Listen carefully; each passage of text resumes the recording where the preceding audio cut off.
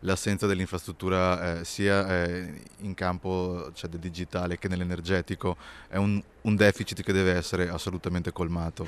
La necessità del nucleare è impellente e sempre più le istituzioni se ne rendono conto e gli errori del passato devono essere risolti. Sono molte le sfide cui devono far fronte i giovani imprenditori oggi. Se ne è discusso durante il 36esimo meeting dei giovani imprenditori del Nord-Est all'M9 di Mestre, promosso dai comitati regionali giovani imprenditori di Veneto, Emilia-Romagna, Friuli Venezia Giulia e Trentino Alto Adige, con il gruppo dei giovani imprenditori del Veneto nel ruolo di project leader. Uno dei focus è stato il dibattito sulla possibilità di creare un hub intelligente per il Nord-Est, sui fattori strategici e le nuove materie prime di competitività industriale, ma è stata anche l'occasione per affrontare il tema dell'intelligenza artificiale. L'intelligenza artificiale è uno strumento, noi non dobbiamo pensare che ci sia un passaggio epocale dal punto di vista industriale, non è che vengono chiuse le nostre industrie perché c'è l'intelligenza artificiale, anzi al contrario, attraverso l'intelligenza artificiale possiamo avere strumenti, metodi di gestione, di controllo